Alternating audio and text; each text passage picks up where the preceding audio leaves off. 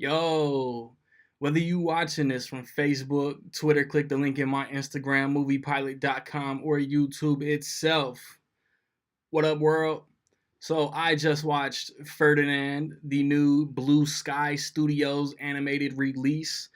It stars a lot of voices, so I'm gonna forget some. John Cena, Anthony Anderson, Bobby Cannavale, Gina Rodriguez, Peyton Manning, shout out Colts Nation, Kate McKinnon, Gerard Carmichael,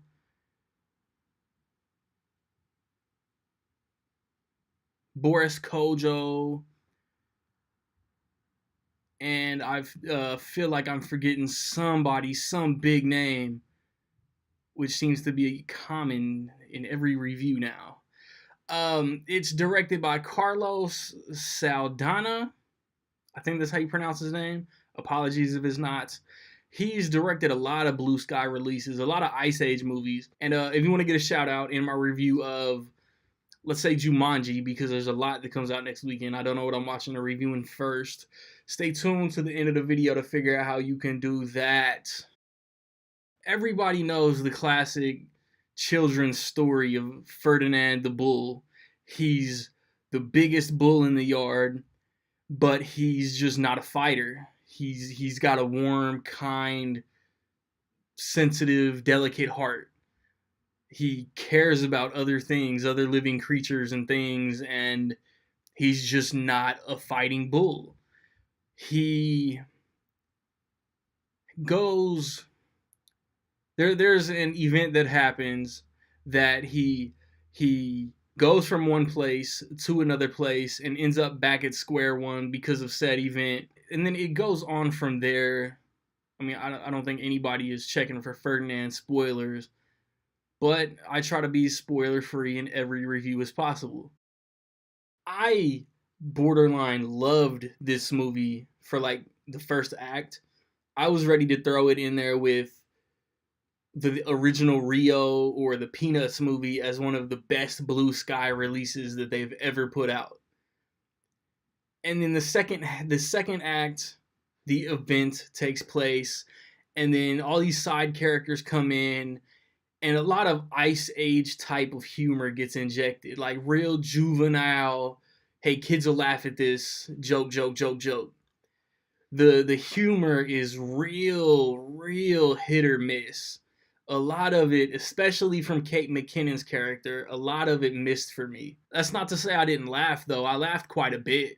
But there was just a lot of jokes. Like, man, John Leguizamo would have said that if this was an Ice Age movie. Blue Sky, which was distributed by Fox, which was just had a lot of their movie franchises bought by Disney. That's what I want to know. Like, I want to know if Disney and I want to know if Star Wars The Last Jedi and Ferdinand were in competition from the same umbrella. Or if Blue Sky is gonna start doing like DreamWorks and start bouncing from studio to studio for distribution, because Fox was distributing DreamWorks movies as well as Blue Sky for a long time, and now DreamWorks is gonna move to, I think, Universal, the same studio that sells Illumination Entertainment movies. I got way off subject. But I mean, still, like Disney is gonna have Disney could possibly have the number one and number two movie at the box office if one of them makes 200 million opening weekend, and if one of them makes 2 million opening weekend. And the voice acting is good for the most part. Like I said, I wasn't a huge fan of Kate McKinnon's character. She plays like a goat or something. John Cena was good. Like, I remember, like 5 years ago, WrestleMania, John Cena versus The Rock, and John Cena's every diss was, you left wrestling to go be an actor. John Cena's been in a lot of movies now. The Wall, the Daddy's Home series, Ferdinand, among others. And I mean, he doesn't have nowhere near the filmography of The Rock or Dave Bautista, but I mean, he holds his own, or maybe even Hulk Hogan, man. Damn, Thunder Lips in Rocky 3. Suburban Commando is an underrated gem. At least in my mind, it is. Yeah, he was good. He was good as the lead. I couldn't really like. I always thought John Cena instead of Ferdinand. And the same with Peyton Manning's character.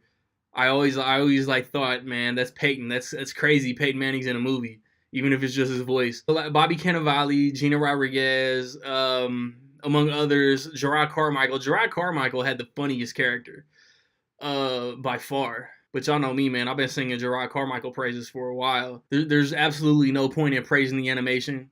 Like I said, I think in my Coco review, animation from every studio looks beautiful.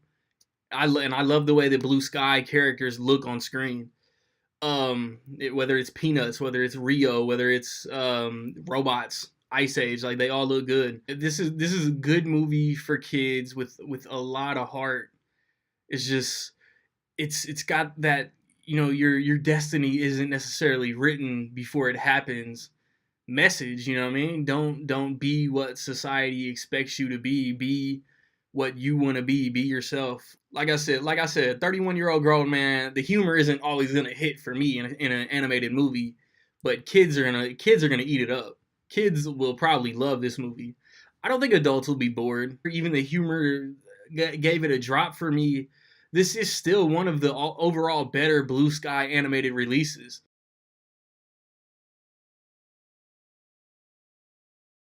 So with all that being said, man, in my opinion, I will say that Ferdinand is solid and a half. Have you seen Ferdinand? Let me know what you thought about it. Positive, negative, somewhere in between. Let me know, man. Um, Over the Christmas stretch, end of year stretch, I want to see Downsizing, Jumanji, The Greatest Showman, Pitch Perfect 3, All the Money in the World, and there might be one or two more. I think there's like five big releases over Christmas, but they won't all come to my theater. So I'll review for y'all what I can, of course. I've recently posted a review for Star Wars The Last Jedi. Please check that out. I got a video for my 3 favorite fourth quarter movies coming. I got a video for my 10 favorite movies of the year coming. I got my most anticipated movies of 2018 coming. I hope I got a complete Blu-ray collection update coming. I got close, well, including TV shows, I probably got over like 1,600 titles, but the video will be like 8 minutes. It's not like you're gonna be sitting there watching The Walking Dead or something. If you want that shout out in my review of Jumanji, for example, within $2 million higher or lower, man, give me a guess on how much Star Wars The Last Jedi will make opening weekend.